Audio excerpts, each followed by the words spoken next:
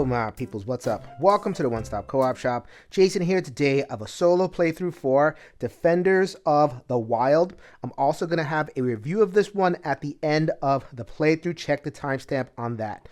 This one is a cooperative game for 1 to 4 players in which you are playing woodland defenders, defending the land against encroaching mechs that are going to spread pollution, spread out factories, and try to take over all your stuff. Mechanically, it is a crisis management game in that pandemic style in which you're going to be controlling characters running around the board, trying to undo the bad things that the bad guy does to the board, spit out mechs, spit out different types of pollution, etc. In that classic crisis management style, you have a lot to do before time runs out. So let's get into this solo playthrough with 4 characters and then review after these channel announcements. We are the One Stop Co-op Shop, a multi-platform gaming empire, and your one stop for solo and cooperative gaming goodness.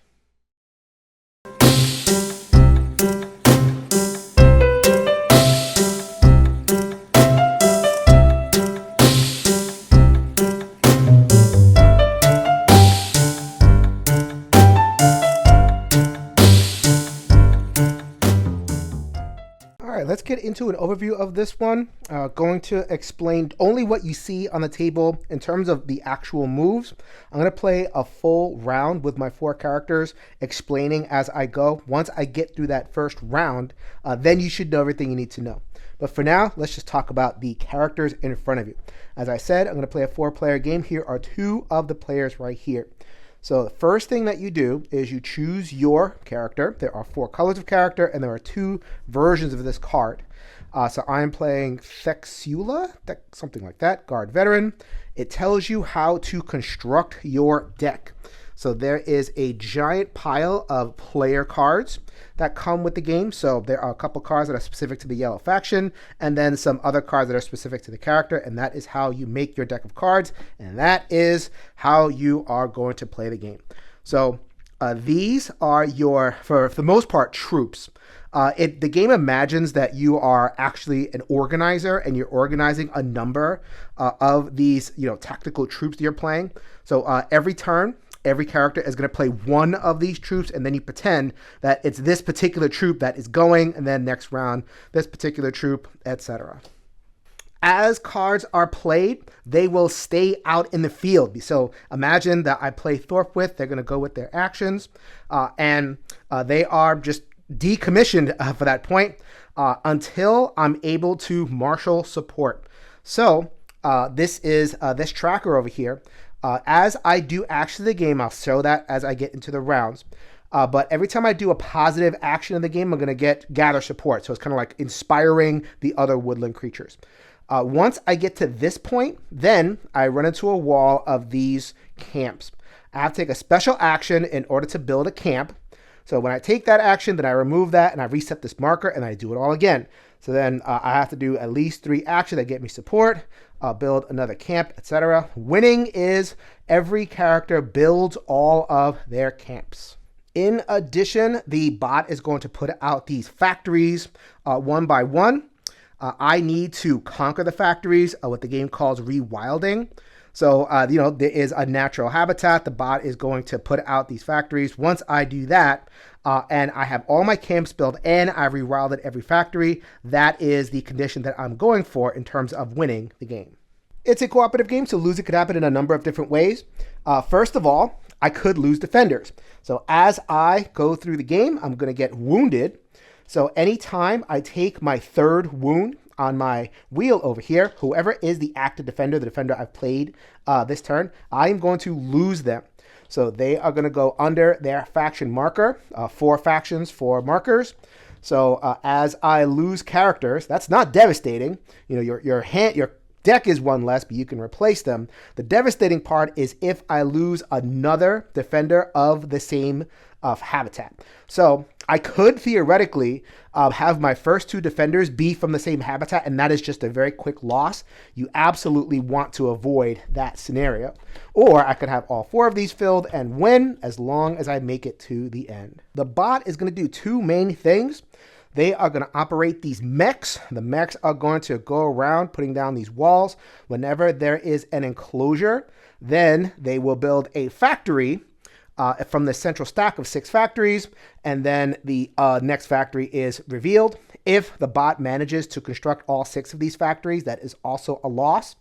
And the bot is in a good polluter fashion. They're going to be chucking out these toxic species over here. So this is just regular pollution. If in pandemic style, if there's 3 of them and 1 gets added, then it becomes a toxic site. If I get 6 toxic sites on the board at once, then that is also a loss. So plenty of ways to lose. All right, as I said in the intro, we're going to learn by doing. So let's just jump in. Like I said, first round, I'm going to go slow, explain all the actions, and then you'll have everything you need to know in order to play this one. Okay, so all 4 of the players have laid out their 1 card that they're going to play this round. In the multiplayer game, that's face down. This is limited communication. The game wants to evoke a sense of, not having that perfect information. You might not make the right move. You're trying to get in your partner's head and anticipate what they want to do, what they might do, and their capacities. So then you can plan your action around that way. In the solo game, we're not going to mess with that. I'm just going to play whatever cards I want. All right. So the main thing to know, at least at the very beginning when you're playing your cards, is this number right here. You play, and that will determine how many action points your character gets on that particular turn. So it's a range from 1 to 4. I just so happen to pick cards that have the entire range. So this character is the first player, and I will go down the line and take stock of my actions and also resolve any reveal effects. So we have Council Comrade reveal. The first player marker passes to the left. So 4 is a lot of action. They can get a lot done. So they had to give up a little bit of something. That was the yellow player. Yellow player was the first player. They're all the way at the left side of my table. So to the left would be kind of looping around over here. So now this character Brown, we're just going to call him Brown, orange, blue, and yellow. Brown is now the first player. In exchange, they're going to get their 4 actions. More reveal effects. This is the blue character. The blue character is going to reveal, gain maps for themselves because they are selfish. You notice at the beginning of the game, all of these items start face down. Every faction has an item that represents some kind of bonus action that can be done outside of the regular action economy. Love our bonus actions. Think like events. Like Pandemic, only a little bit more steady because you could turn them on and off. The maps will allow me to take in a bonus move action whenever I want, so I can kind of bank that a little bit. Just nice to have these items woken up nice and early. Orange played a card that gets them less action, so the reveal must be good. It is. Reveal. All players, 4-player game, gain potions. Potions are another item. They can heal for 1 or clear a pollution.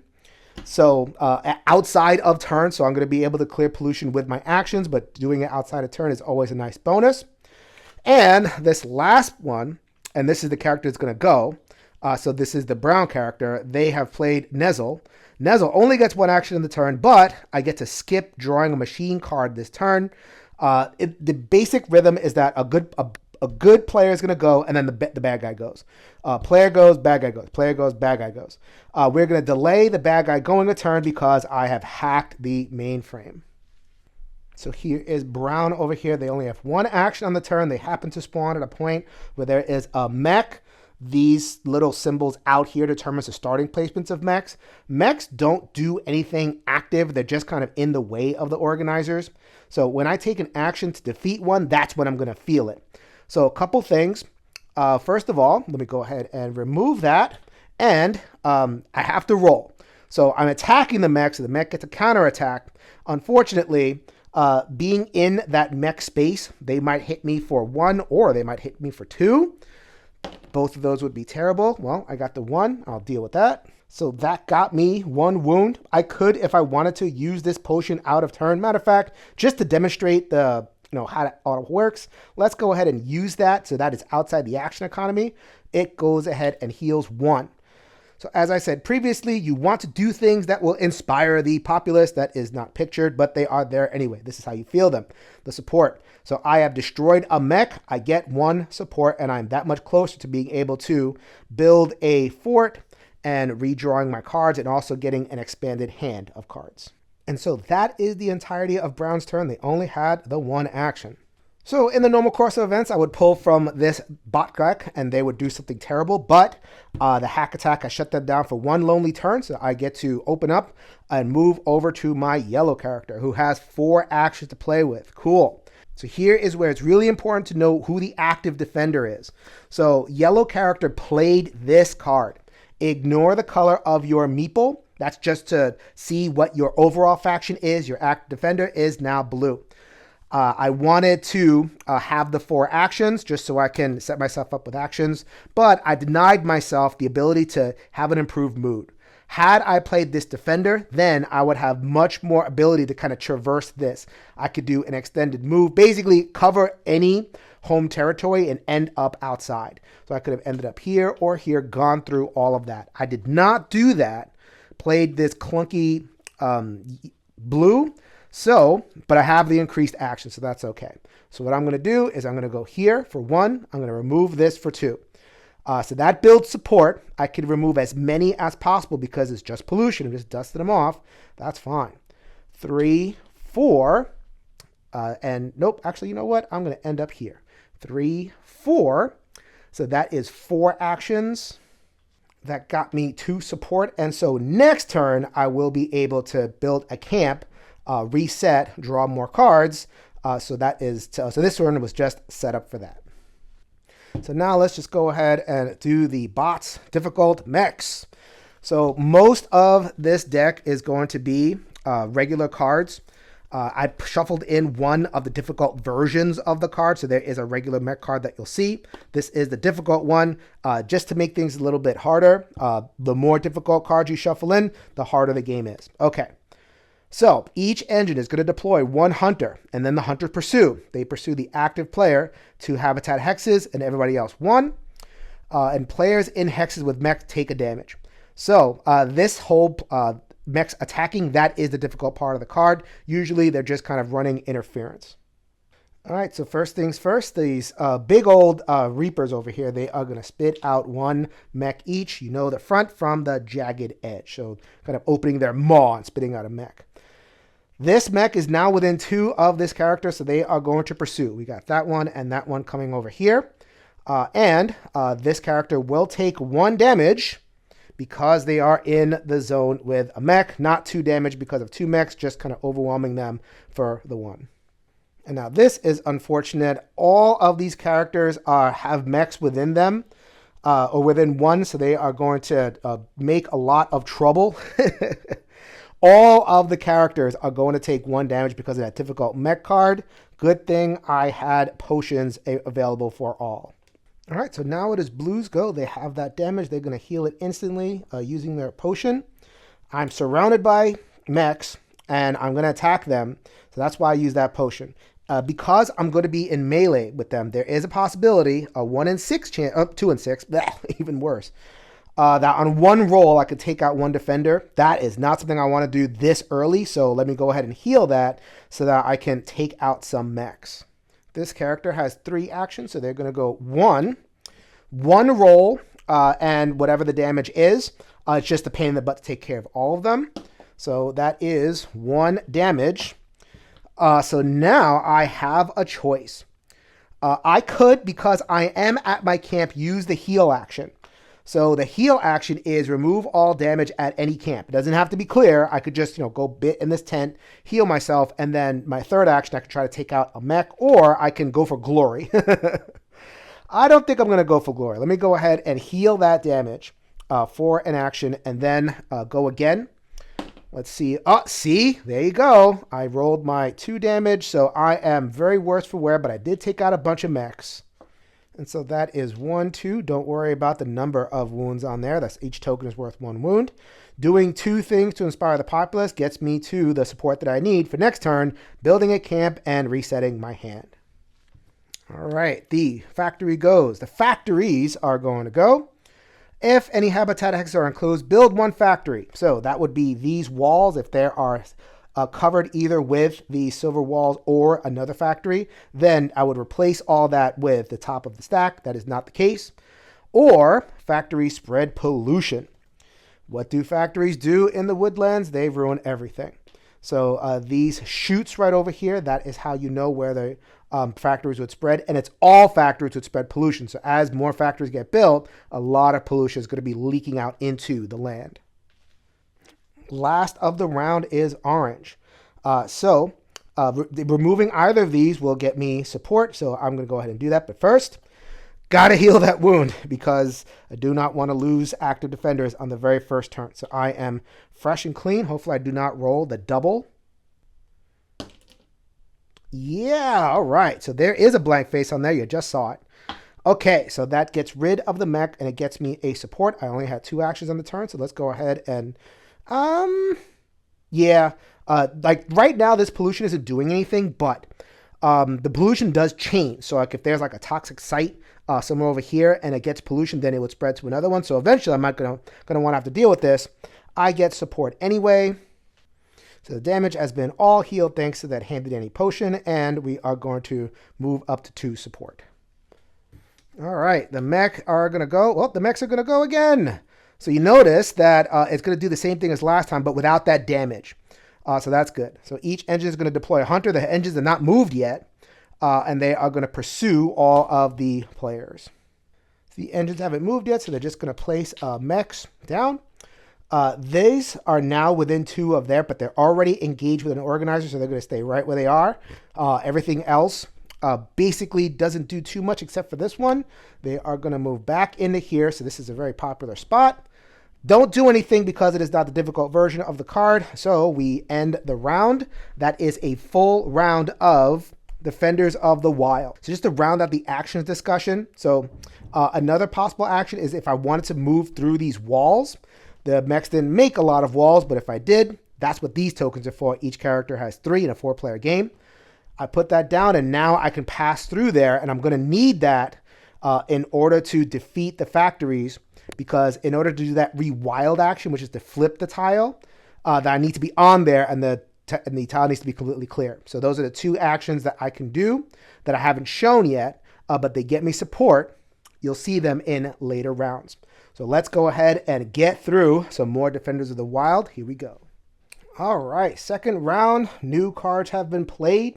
Again, in the multiplayer, this would be a face down phase, solo, doesn't matter. Reveal effects. Let's go in order. So we have the medicinal herbs that has been played by the blue player who played a yellow organizer. Medicinal herbs says, choose a player to remove all the damage. Surrounded by mechs, have 2 damage, no brainer, heal himself. And also orange player played their 4 action card, which moves the first player token to themselves. Just so happen to work out that way. Every character has one of those moving the first player token. So they played an orange defender, so I can move anywhere around or to 1 space away from this orange zone. So I have lots and lots of options for movement. I'm at my max support, so I'm ready to build a camp. Can't build a camp where there already is one, so we're going to have to build it somewhere else. So this is where the strategy of the game comes in. So this might be an ideal place to build a camp because likely that at some point there'll be a factory over here. Having a camp next to a factory is pretty gosh darn amazing. However, doing anything next to these mechs that are sitting on factories, they are called snipers. I know it's the same mini, but they act a little bit differently, a little bit annoying. So if I were to take an action over here, such as build a camp, then they would attack me. That's what this single symbol is. That would means that any mech would get me. Only the melee would get me for the 2, but they still would take a pot shot at me. And any action, so if I moved out of here or if I cleared this pollution, then any time that roll would happen over and over again. So there are a lot of reasons to not be next to the factory. On the positive side, they don't have any wounds right now, so it's not that dangerous for them. And strategically, because this area is in such peril, that might be a good option. So let's go ahead and move 1. Moving in doesn't do anything, so that is 1 action. Second action is to build a camp. So let's go ahead and place a camp right there. Doesn't matter that pollution's there. Don't worry about that. Okay, so the counter resets, and I have 1 card in my hand. So I draw up to the current maximum. Current maximum is displayed on this wheel over here. As you can see, the wheel now indicates 4 cards. So I drew 3 cards. I am now up to 4 for the turn. So that's another aspect of the strategy. I could have built a camp last turn had I played my hand differently. However, I would have only drawn 2 cards as opposed to 3. Card draw is so rare in this game. You want to maximize when you could do it. So that's another thing to think about. They do take a pot shot at me for that, so while I'm here, might as well roll. They rolled the 2. The snipers do not get me on 2s. So let's begin to build up support again by using my third action to make a breach. So we have 1 support over here. Again, I'm doing something positive on the board, so the land rejoices. I got this wall over here, so there's all sorts of reasons why I put the camp there. That lets me put this breach on the wall. That's +1 support. And when I need to, because this likely will turn into a factory at some point, I can move into here from this camp and do my thing. They are also going to take a pot shot for that. That is a 2, and that is another clear. So should I push my luck and do some more shenanigans?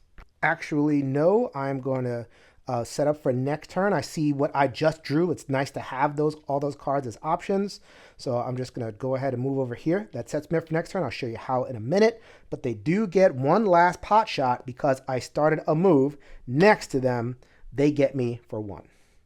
Just for instruction's sake, I promise this is the last time I'm going to tell you about an action. There's one more available action. Instead of moving to this space, I could have done what the game calls regroup. Regroup is you can move your organizer to any of the camps.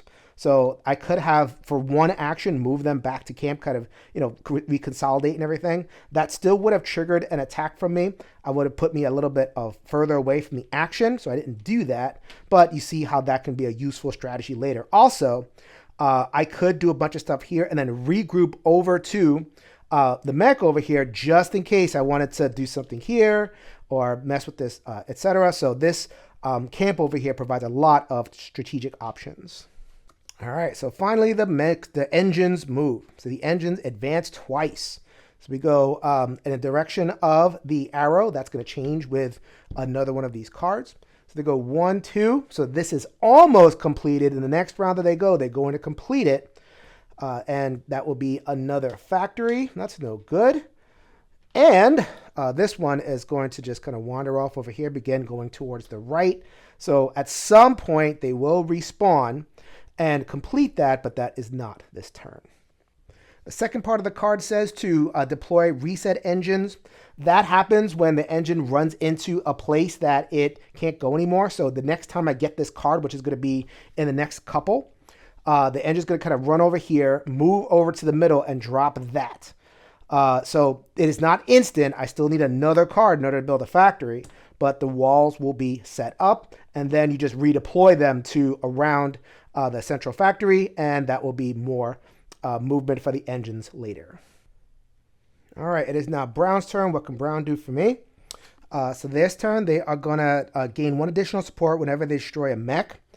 Didn't have too many choices over there. The other character did the same exact thing. I did this because I wanted the extra movement. So I am 1 away from getting the support for this mech. So let's go ahead and destroy that, get that support. Hopefully I don't roll too bad on the die. I don't. So I come out clean over there. That's pretty cool. So now I have my max support in order to build a camp. So now the question is where? I have 2 more actions. So I can move, and I use this organizer so that I can have a greater access to all the places that I can move. Moving here for 1 and building a camp, they would not be so bad. However, the riskier move would be to move all the way over here and build a camp there. Why? Because the snipers are there, and they're going to get a pot shot at me. So the other thing that happens is having the camps next to each other is really good, because another way to refill items besides the reveal effects on the cards is to visit someone else's camp. So if I were to be here and mosey on over to this camp, then I could visit there and get maps, this faction item, as I get into the camp. And the same thing over here with the orange player. They can visit my camp and get these snazzy bottle rockets, which eliminates a mech without a roll. So having items is really good. So I think I'm just going to do that. Let's see. So we move. So that was 1. I got the mech out. 2, I'm going to move here. 3, I'm going to do the support thing and build a camp that lets me draw 3 more cards. You'll see those as I go, and I have plenty of movement within this area right there. And so they are going to take the pot shot at me, and they get me. So I have the 2 wounds. I couldn't get the double, so I just went ahead and went for it. Also, I can heal on 1 action. I'm at one of my camps, so I think I planned that all around pretty good. That is the end of our bear's turn. Next thing that happens is more engines. So we saw the engines before. They are going to go 1, and they are going to close this. The card is going to come up pretty soon that if another factory is going to spawn, and I'm not quite ready to deal with that, which is unfortunate. And this is going to move 2. So it looks like until there is a reset, the next factory is going to be built here. Or I could get the card that changes direction. So it's just going to like make a whole wall with no factories, which just happens. And that's pretty cute. So it is now Yellow's turn. Yellow played the card Kalsha, the Tactician. Their ongoing effect on the card is ignore the double melee damage on the damage die. So I knew I had guys in front of me, mechs in front of me, and I'm going at them. So this gives me more chance to avoid wounds. I'll take it. So they are first going to build a camp. So that is why I moved out to this area that's a little bit further out. So y'all know the deal. I reset my support marker and I draw up to 4. Great. So the mechs do get a pot shot at me. Anytime you take an action with a mech in the area, they will get a pot shot. And I needed to build the camp before killing these in order to get credit for the support. Let's see. Hopefully I roll a nice double 2. Well, it's a 0. I'll take it. All right. So I have 2 more actions, 2 more mechs. You all know what's going to happen over here. Oh, look at that. I ignore it. It is gone. I get 1 support. Let's go ahead and finish off a glorious round over there. Woo-hoo-hoo! That is, love it when a plan comes together. Fantastic. So that was the reset support token. They are progressed towards this area right here. And I had the bottle here as a backup just in case that went awry. So all that came together really nice. I love it. All right, we are going to build a factory. So this is one where pollution would spread if there was no factory to build, but because it says or, but there is a enclosed area there. So if it was 2 enclosed areas, then you just build 1 and then build the other one on the next card, or next time that card appears. But for now, we are going to do that. Oh, but I forgot to redeploy this. So I'll just do that right now. You start at the arrow and then move over. So this redeploys right there to enclose other areas. And this one is going to move over here with the mechs on there. So I got to deal with those mechs somehow. And we get 2 more mechs because there are always snipers sniping in the central tower.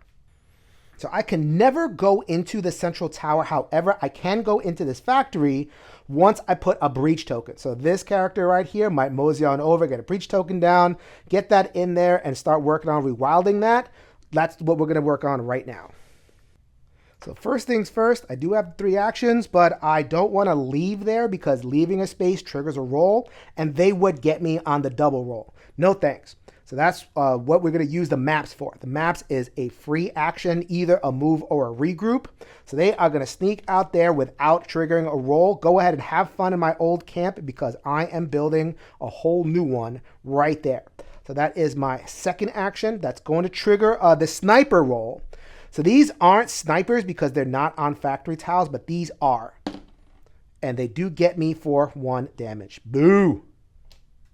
And so at this point, all 4 characters have gotten their support and gotten the redraw with new camps. So we got 2 camps over here, 2 camps right there, 2 camps right there, and 2 camps right there. Notice I am encroaching a little bit closer to the center. For the final action, we are going to go ahead and blow a breach into this wall so I can get in there. That's going to trigger a roll. Which is the melee roll. They are not in melee range, so I'm clear on that. Next round, I'm going to go in clear house and hopefully rewild this tile, or maybe I'll get a little bit of help from someone, but that is the ultimate plan. Camps next to factories is how you win this game. All right, now we have the final card in the deck. There's 7 cards. You're going to see them all, and then you reshuffle and do it all again. So we have reboot. First of all, it's the machine direction in terms of the bot going is going to toggle, which means the machines are now going towards the left. That just mixes things up just a little bit. And let's spit out some pollution, always 3 per factory. So we got 1, 2, 3. So that turns into a toxic site. That's not the end of the world. So, I mean, I just have to get in there and clear it for 1 action. It is a damage in order to clear it. So that's not a great thing, but, you know, I'm right there. I'll take care of that a little bit. Unfortunately, we have this one that also spits out pollution. We got 1, 2, and 3, which unfortunately means that that turns into another toxic site. All right, we have our 4 cards picked. So it was a hand of 4 cards for all of the players. So that is actually a much wider decision space. You know, going for 3 to 4 doesn't sound like a lot of options, but, you know, with the board developing, it kind of is. You know, there's a lot to think about. And then the next one is 5, the next one is 6. So by the end game, you're going to have a lot of options available to you as you reset your hands. All right, first of all, we do the reveal effect. So the yellow player gains bread. Bread is just 1 + 1 action of whatever you want to do. Again, without triggering that mech roll, which is really, really nice. Any other reveals? Oh yeah, Rain of Rust from the blue player. Replace 1 mech with 1 pollution at any hex without a toxic site. Any hex, you say? Looks like I'm headed in there, and I don't want as many problems as is presenting itself now. So, of course, pollution could be in the factories. I have to clean that up. The other 2 characters have given items to all. So we have the rocket and the maps for all of the characters. Those last 2 characters are only going to have 2 actions. So the trade-off is there, but it is totally worth it. And yellow in particular is just with glee looking at all their items and smiling. First up is orange. They only had the 2 actions because they blessed everyone with maps. So they are going to move here. No dangers so far from anything. They are going to remove this pollution. Why? Because this is shooting out toxic stuff. It will skip any toxic site and move to the next one, seeping through the walls, kind of getting under it, all the cracks and everything. So this could fill up with toxicity just as easily. So let's go ahead and just station ourselves here. We're at a place where we can build a camp. So that's going to happen when I get the support. And I can defend against a toxic site. Just in case you're wondering, if this bot were to go here and enclose this, that's not a problem. They just kind of hang out. Or I think they boot it out. I'll go look up that when it comes to. If there's a camp here, the camp does stay, but it doesn't function as a camp until I rewild the factory. So it is not bad to kind of get ourselves trapped in here. All right, up is the engines. The engines are going towards the left this time because of the toggle. So left according to the sign over here. So you see that there is the 2 gears and the 1 gear. So you get 2 gears, 1 gear. So it goes towards wherever the gears are. So in case there's any kind of confusion, that's what you're looking for. So we go 1, 2. So this thing isn't completing any factories. It's just kind of like meandering along, la, la, la, making lots of factories. This one, however, is closing in. I'm going to make another factory pretty soon right there. Closing off this camp temporarily until I get in and rewild it. That shouldn't be too much of a problem. The bear is up. They are right next to a factory, right next to some snipers, got some pollution going on. Wow, there's a lot going on there, and only 2 actions because I bestowed on everyone fireworks. I could not use the fireworks to go get these ones in the center. The center, they're a little bit too high up away from the organizers to affect. Unfortunately, did not get potions in the deal with that, so we can use our first action to heal, which does inspire a shot because I am next to the snipers. That is not a hit. I had a good shot at that. And also, I am going to clear the 2 pollution hexes on my tile. So one action can clear both of these, so it's okay that I let them build up. And I didn't want to turn into a toxic site because I can clear that with an action, but that would cost me a damage. Not living that life. That gets me a support, but that does trigger more sniper stuff. They do get me that time. My luck is not that consistent, but next turn, I know that my healer character is going to wake up my potion, so I'm not too worried about it. Next up is more engines. So we are going to go here and there. That is going to enclose this. So I still have access to this, and I can still regroup in here magically. But that won't last too long. We also have some that are enclosing around this area, so that the factory, the bot has gotten intel that my these camps are getting built, so they're encircling them and closing me off. Hopefully I can respond to that. It is yellow's turn. They have access to all their items. First of all, let's go ahead and use that potion to finally heal this one last wound. As you can see, I'm at max support because of my mech killing ways. So even though I do have a full hand, it's not bad to get this progressed. And if you I do run out of cards, it's not like you don't go for the turn, you just kind of top deck the next card. So I have had that happen where I do kind of get early building of the camps. I use all of my actions and I don't have cards. It's not bad to just kind of like play the top deck until you get your support back up again. So I'm not too worried about using my support here. So we are going to regroup, get away from these walls. That is one action. Let's go move into here for 2 actions. For 3 actions, why not? Let's go ahead and build a camp in this guy's face.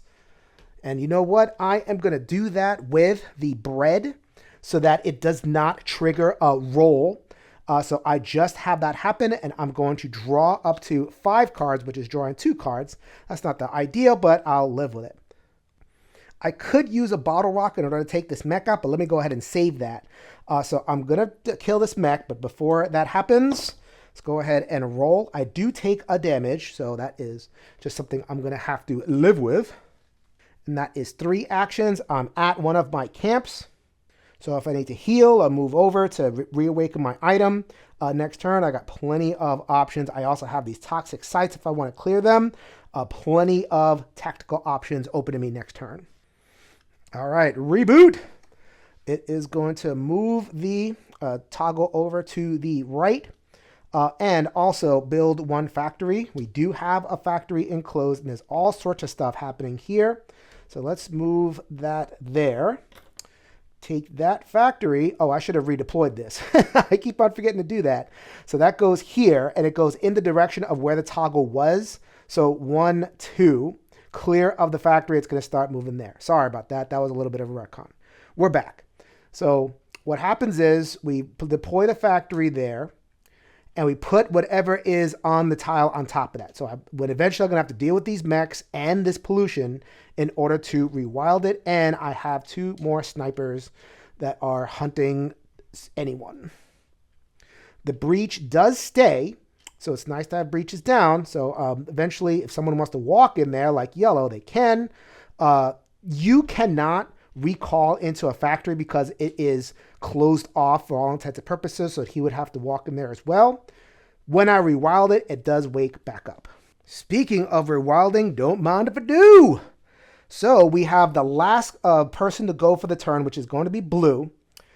They are going to use their first action to move. Moving into a space doesn't trigger anything. Let's go ahead and use bottle rocket. So the rocket kills a mech without triggering any of the roll from here. So I was able to take care of those 2 mechs with powers and not have to just wade in there and roll like a Neanderthal. Fantastic. This one does trigger a roll. I do have to get rid of this pollution. So let's go ahead and roll for that. That is a hit. So I have 2 wounds at this point. But so they could be taken out right now, because what I'm going to do is I'm going to rewild this token. I could wait, but fortune favors the bold. 1 last action. Let's go ahead and turn that over. That is now a rewilded factory. It is wild for all intents and purposes for the different colors. You see that it has the flowers of the different colors on there, which means that as I move around, this would count as movement for all 4 of the factions. Unfortunately, I have the last of my wounds to go. Let's see if I am taken out with this move. I am not. Woo-hoo-hoo-hoo! I have survived a rewilded factory. That move got me 2 support, and I am ready to build my next camp next turn, and I can build it on a rewilded factory, which is probably what is going to happen. So at this point, I'm going to end this demo playthrough and get into my review thoughts for this game. I'm going to get the negative thoughts out of the way first, because at the end of the day, I like this game. I can recommend it, but with some caveats, and I'll get to the caveats here. So in terms of the game length, as you can see, this is going to be more complex in terms of what's in your hand. You're going to have 5 cards and then 6 cards. So the game kind of arcs up in the complexity on the player side that way, which some players could find really satisfying. You know, you have more options, more things that you can do, more to think about. It does make the end game longer, and especially at 4 players, you're going to have 4 people who are at their own paces, considering this wider array of options. So when it comes to these crisis management cooperative games, I kind of don't want the end game to get bogged down at a bunch of complexity. I kind of want that momentum to go, but for because of the way the game is constructed and that increased complexity in the hand, it does bog down a little bit. Doesn't get as exciting towards the end. Or, I mean, it is exciting because, beating the mechs is exciting, but, it is more time that people are spending in their hand rather than in the game. The other half of that is, even though there is more to do on the board in terms of more mechs and more walls and everything, it's still the same, just more. So in a way, as the game gets progresses towards the middle and ends, the same things get harder to do. I like when games give you different things to do. So it's like, okay, you beat the mini, you have a mini boss in front of you, you're going to beat the mini boss. And then a whole other boss comes around, and then, you have a whole new challenge to deal with.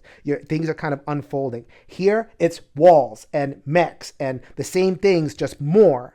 So I'm spending more time, and it is harder to defeat the same things. A little bit rough in terms of really feeling like that end game provides that satisfying punch. My second difficulty with the game is that there are a lot of different rules for what is ultimately a simple game. A game like this, you have the woodland creatures, and it calls towards a more family atmosphere. Gamers, obviously, this is definitely a clear step up from Pandemic, and it is not making any bones about that. But in this packaging, which could lure somebody in who's interested in this game to thinking, oh, okay, this is a Pandemic with woodland creatures, blah, blah, blah. There is a lot more overhead and a lot more little rules to keep in mind. So just little things like the mechs, they're the same mini, but they work differently depending on where they are. The organizers, the fact that the color of the mini kind of changes depending on what the card is. I've had experiences where, people just kind of forget that they played a yellow card that turn. And if you're playing, especially in a higher player count, people can get lost in there, etc. A lot of little rules kind of add up to be a more complex experience than maybe the packaging would lead on. And I say complex, I mean that in maybe a fiddly way. That might be how some people encounter this. So those are my main difficulties. Let me get to the good stuff of the game, which for the most part has to do with the really clever way that the game uses these cards and the action point system. So the fact that you can give yourself more actions and nerf yourself a little bit, or nerf your position in the board, or sacrifice actions in order to either benefit everybody or give yourself a better benefit. Having the cards come out so that you don't quite know what you do. The game gives you resources and you kind of maximize what you do with them rather than have a whole bunch of options in front of you. I think that all was really well constructed.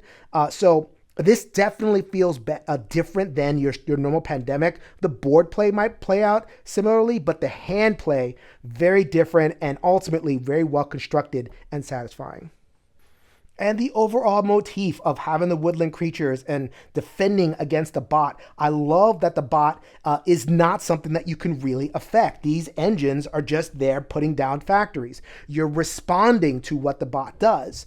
which really gives it that insurgency feeling where you're always on your back heels, you're seeing what the bot is going to present you, and then boom, you react. So like in this particular case, I set my character up. I noticed that there was a factory over here that was being built. So I set my character up so that they're there, ready. And so when the factory came out, boom, I came in. I was able to rewild it. That kind of, knowing what the bot does, they're so mechanical. They're so kind of predictable with a few wrinkles to keep it up. But for the most part, if you know what's coming, and you can set up and strike whenever the game conditions allow you to.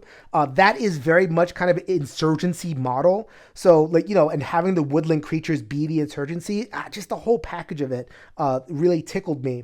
I had a lot of fun imagining, kind of the world of this game coming to life. So at the end of the day, I can give this a recommend with some caveats. So I do think that the end game especially becomes a little bit overburdened. And the game in general is a little bit more complex than I would want out of this package. But if you're able to overcome that, there is a lot to enjoy in this crisis management style game, Defenders of the Wild. This is Jason with the One Stop Co-op Shop, reminding that we'll see you at the next stop.